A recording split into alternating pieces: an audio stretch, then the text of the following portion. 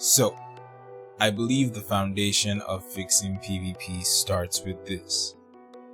Bungie needs to fix the comp ranking system.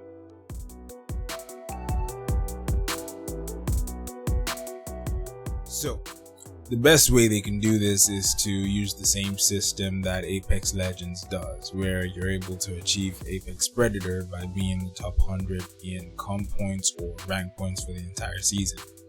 And if Bungie wants, what they can do to make this feel worth it is to reward you with some cosmetics. So maybe at max rank you get an emblem and a shader, then the next rank you get just the shader, and the next one you get a ghost shell, something like that, just to make you know that you have something that's in the game that shows your effort that you put in, but it's not something that you could use to get an advantage over somebody else. It's just something cool that shows you did something nice in the game.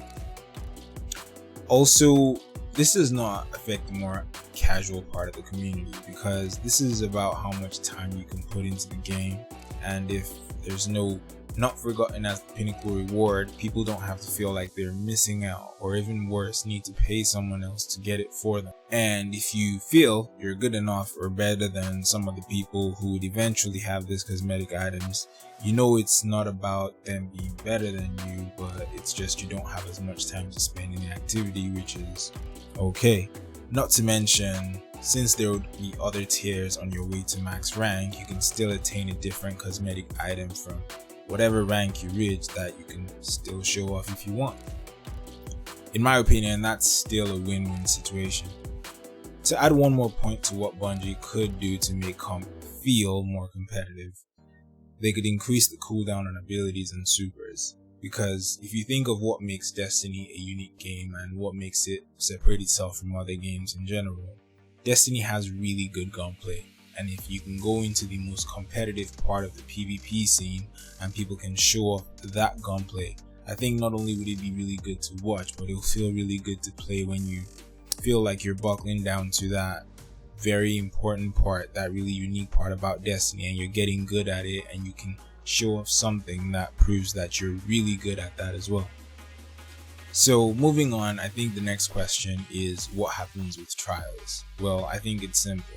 Trials should be endgame content like Grandmasters and Raids. Everyone should be able to access it, but only the people who master it can do it effectively. So hear me out for a second. What if when you get to 7 wins on your card, you could do the normal thing, which is wipe your card and start over? Or you could enter the 7-win queue where you match other 7-win teams to either get more upgrade materials quicker or get a very, very rare emblem, and by this I mean rare enough that people would not want to get paid to recarve it. Or if you have enough wins in that queue by the end of the season, you get that emblem anyways if you put a number there. If Bungie puts a number there that they say if you meet this number of wins, or if you're one of the top 50, top 100 in wins in this category as well, you'll get a code to acquire that emblem at the end of the season if you didn't get lucky enough to actually get it from there. So at this point, you guys should be seeing a pattern here. I'm trying to separate the PvP community while still having everyone enjoying the game the way that they want to. In comp, the higher rank you go, the more skilled and cohesive teams you play against. In trials, you can choose the card-based matchmaking by resetting your card whenever you want, or you could continue to chase that skill by keeping your card at 7 wins and continuing to compete with people who are on the same level as you or want the same things that you want and are going to fight for it. So before everyone says this is an elitist perspective, the reason I think this is the way things should be is because Trials is the only place right now to go to for pinnacle PvP. People feel hopeless going there though, that's the issue.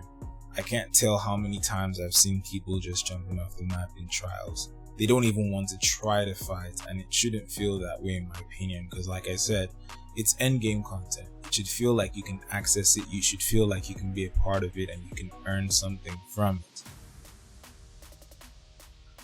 So that's gonna be it from me. Those are my thoughts on how PvP can be fixed. I purposely didn't mention anything about cheating because If that doesn't get fixed, well, nothing else matters. And also, whenever crossplay gets here, that would unite the community as well. So I also left that one out of it because I think those two parts are just very straightforward.